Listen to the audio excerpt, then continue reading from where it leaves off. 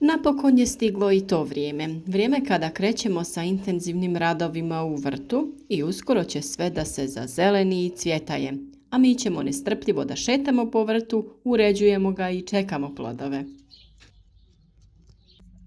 Jedan od prvih većih radova je sadnja krompira i podrazumijeva malo više posla, pogotovo ako imate veću površinu za obradu i veću količinu sadnog materijala. Kako bi bili u toku sa radovima u vrtu, zapratite naš kanal i na vrijeme odradite sjetvu, prihranu i zaštitu svih biljaka. Danas ćemo sa vama podijeliti naš način sadnje krompira i provesti kroz sve korake u njegovom uzgoju. Ukoliko vam ovaj video bude koristan, podržite nas i podijelite ga na društvenim mrežama, kako bi i drugi imali koristi od naših savjeta. Obradu zemljišta je najbolje odraditi u jesen kada se dodaje i stajnjak. On se duže vremena zadržava u tlu i polako otpušta hranjiva, tako da do proljeća zemljište bude u idealnom stanju za uzgoj. No ni u proljeće nije kasno odraditi oranje, posipanje zemljišta stajnjakom, pa odraditi usitnjavanje pomoću freze kako bi zemlja bila rahla i propusna. Obrada mora biti kvalitetno obavljena jer omogućava i brzo klijanje i razvoj korijena, što je uslov za ravnomjerno nicanje gomolja. Za organsku gnojidbu krompira najčešće se koristi stajsko gnojivo. Ono sadrži sve potrebne makro i mikroelemente. Makroelementi su dušik, fosfor i kalij, te mikroelementi poput bakra, cinka, mangana i drugih. Pozitivna svojstva organske gnojidbe stajnjakom očituju se u povećanju humusne komponente tla i bržem zagrijavanju tla u rano proljeće, kada su potrebne više temperature za rast i razvoj klice gomolja. Mineralna prihrana krompira je nužna nadopuna organskoj gnojidbi, a temelji se na ishrani biljaka dodavanjem 3 osnovna makroelementa dušika, fosfora i kalija, čije su oznake NPK, te manjih dodatnih količina drugih tvari. Svaki od tih elemenata povećava urod, samo kada su ti elementi u uravnoteženom odnosu. Najbolji odnos NPK hranjiva za krompir je 10-10-40. Vrijeme sadnje ovisi od tipa tla, području uzgoja i vremenskim uslovima godine, te da li se uzgaja na otvorenom ili u plasteniku. Optimalan rok za sadnju krompira u ravničarskim predjelima je od sredine marta do početka aprila, u brdsko-planinskim predjelima od početka do kraja aprila. U plastenicima se sijanje može obaviti čak i do mjesec dana ranije, ukoliko se ispune već navedeni uslovi. Dubina sadnje ovisi o tipu tla, klimatskim uslovima i krupnoći sadnog gomolja. Uobičajena dubina sadnje je od 8 do 12 cm, tako da je gomolj pokriven slojem od 5 do 6 cm tla. Količina gomolja za sadnju ovisi o njihovoj krupnoći, obliku i vegetacijskom prostoru. Za postizanje većeg i kvalitetnijeg prinosa preporučuje se proces naklijavanja, o čijoj važnosti smo posebno govorili. Imate video na tu temu već na našem kanalu, kao i video o pravilnom rezanju sadnog materijala u svrhu uštede i kako to pravilno odraditi. Za sadnju se trebaju izdvojiti zdravi, neoštećeni gomolji mase od oko 50 do 60 grama. Veličina gomolja određuje način sadnje, to jest razmak sadnje između redova i unutar reda, kao i samu dubinu sadnje. Gomolji se trebaju prerezati tako da na svakom odrezanom komadu imate barem 2 do 3 okca, to jest klice. Ako su ti prerezani komadi manji, onda se oni sade na razmak unutar reda od oko 25 cm, srednji na razmak od 30 do 35 cm, a oni najkrupniji gomolji na razmak od 45 do 50 cm. Gomolji se obično režu zbog nedostatka sadnog materijala ili zbog bržeg umnožavanja kvalitetnog sjemena ili jednostavno radi uštede. Rezidba gomolja krompira se uglavnom primjenjuje kod krupnijih sorti. Na ovaj način ćemo pronaći i bolesne gomolje koji se po izgledu čine potpuno zdravi, te ih možemo odstraniti nakon rezanja kada uočimo oštećenja.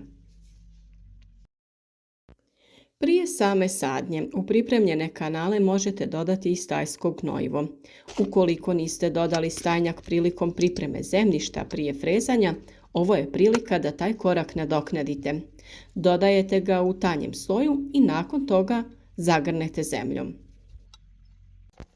Kao sljedeći korak dodajemo pepeo. Pepeo je vrlo koristan jer je bogat raznim mineralima i organskim tvarima.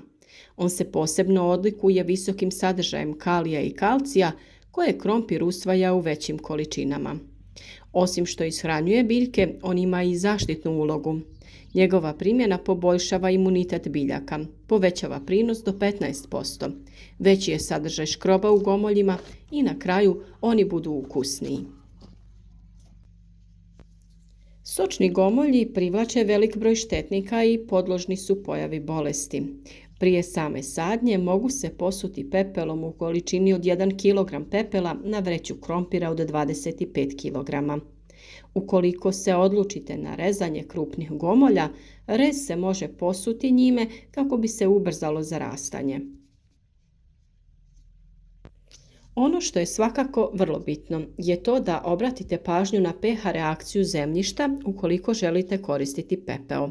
Naime, on je alkalan i primjenjuje se na kiselim tlima. Upotrebu treba izbjegavati ako se radi u neutralnom i alkalnom tlu. Kako bi imao pozitivan efekat na usjev, potrebno je koristiti onaj pepeo nastao sagorijevanjem drveta. Mi ćemo pepeo koristiti na taj način da ćemo iskopati kanale malo dublje nego kod obične sadnje krompira. Prvo dodajemo stajsko gnojivo, humus ili kompost koji lagano zagrnemo. Nakon toga posipamo pepeo te također dodamo jedan sloj zemlje. Na 1 kvadratni metar dodaje se oko 100 do 150 grama pepela. Nakon što smo zagrnuli malo zemlje, poredamo naše sjeme krompira u kanal na željeni razmak. Mi smo ga stavljali otprilike na razmak od 25 cm. Bitno je koristiti isključivo pepeo nastao sagorijevanjem drveta, a najbolji je od vrbe i breze zbog povoljnog odnosa minerala i drugih tvari. Stalno nas pitate da li se može koristiti pepeo nastao sagorijevanjem peleta, što također ne preporučujemo. Pelet ima dodatne primjese u svom sastavu poput raznih ljepila, pa se samim tim i te supstance unose u tlo. Također se ne preporučuje ni korištenje pepela nastalog sagorijevanjem uglja. Korištenjem pepela poboljšavate kakvoću zemljišta, osiguravate potrebnu prihranu koja posebno odgovara krompiru. Također djeluje zaštitno i čuva kakvoću gomolja. Kada ste sve ove korake završili, sve to lagano zagrnite sa slojem zemlje. Mjere njege nasada tokom proizvodnje su međuredna kultivacija, nagrtanje i zaštita od korova i bolesti. Osnovni cilj međuredne kultivacije je osigurati biljci što bolje vodozračne odnose, prohranjenost tla i uništavanje korovskih biljaka koje se pojavljuju nakon sadnje.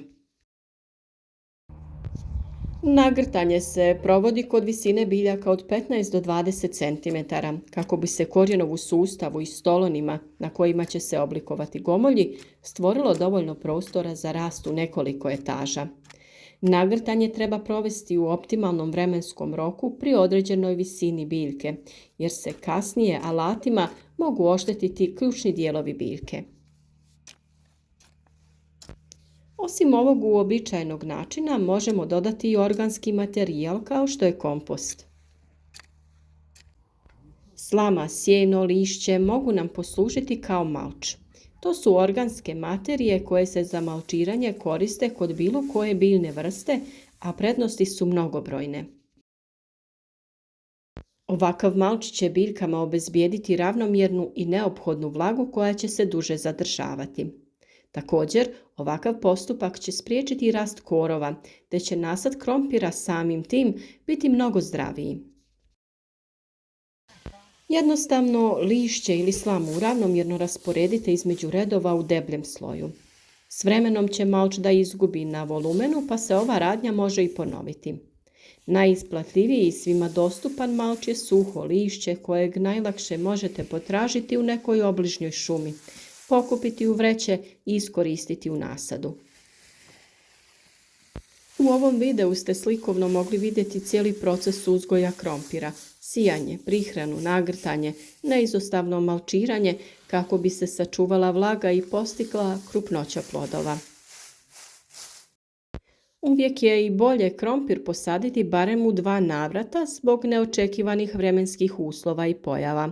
Tako ćete ranije imati mladi krompir, a ovaj kasniji će izbjeći sve nepovoljne prilike i mrazeve, te biti kvalitetniji. Krompir se kasnije može prihranjivati još u 2 navrata kako bi se postigla krupnoća gomolja. Naravno, kako bi sve radnje odradili na vrijeme, zapratite naš kanal i budite u toku sa poslovima u vrtu. Pričati ćemo i o zaštiti krompira od plemenjače i štetnika kada za to bude vrijeme. Naš rad podržite sa lajkom, podijelite video na društvenim mrežama kako bi i drugi imali koristi od naših savjeta. Naravno, za sva dodatna pitanja, tu smo u komentarima, pišite sve što vas zanima, podijelite neke vaše korisne savjete i javite nam od kuda nas pratite.